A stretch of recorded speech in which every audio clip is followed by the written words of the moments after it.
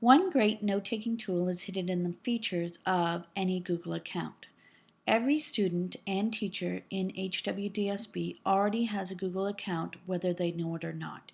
If you don't know your username or password for your Google Apps account, then talk to your teacher librarian or your teacher. When starting a new project, you need to create a new doc or a new document. Name it, and then go to the Tools function at the top. Hit Research, and a new little Google window will appear. Choose whether you're going to do MLA, APA, or Chicago style. Certain classes require MLA, certain classes require APA, and certain classes require Chicago style. I'm going to choose MLA for now. If I'm looking at sweatshops, I'm going to put in the search term. Notice as well that we can look at different things. We can do a regular Google search, or we can look at images. You can also do a scholarly search, looking at just quotes, looking at dictionaries, or the personal part allows you to look at some of your previous files. I'm going to do a regular Google search for now. So I've put in sweatshops, and you can see here that the first one that comes up is Wikipedia. We want to avoid some of the Wikipedia unless we're just reading it and go on to some of the other ones. .orgs are generally good in looking for things. You have the option to preview it. It's not going to show up very big, but it will give you an idea of what the website's about. So I'm going to go to this one, and what happens is it opens up a brand new window. I can go here and read over something, and it gives me a basic definition here. I'm going to look over this, and I think this is an important point, so I'm going to copy it, and then I'm going to paste it in.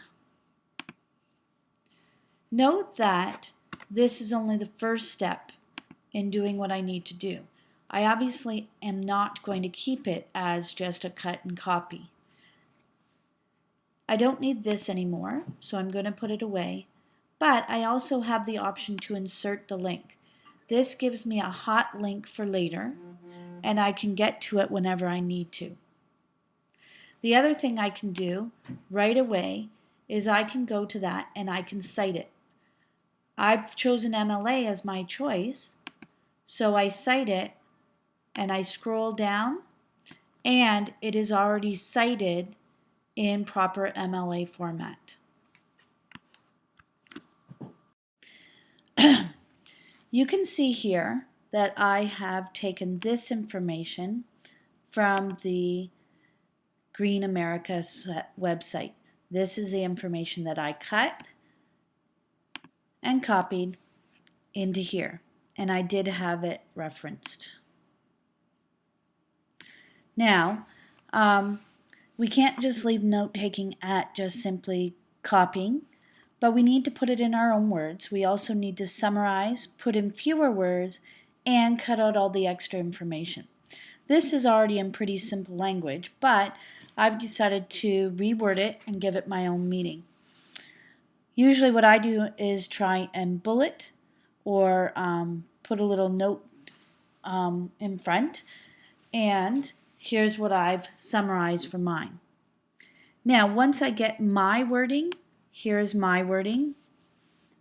I try and remove the stuff that I'd already cut and pasted so that I don't have to see it again. I've already got the learning from that, and it's there. Now, let's say I was done with that website and I want to go try another one. This one also looks pretty good, so I'm going to once again preview it. Then I will just bring it up. It comes up as another window again in my Google browser, and then I'm going to scroll down. So this one looks pretty interesting. Number one, A sweatshop is defined by the U.S. Department of Labor as a factory that violates 2 or more labor laws. So I'm going to put this part here. I'm going to copy it, go back to my document, put that information in, and because now I've used that website, I want to insert the link. So here is the insert the link, so I always have that hot link, and I want to reword it too. So a factory that violates 2 or more labor laws, 2 or more labor laws according to the U.S. government.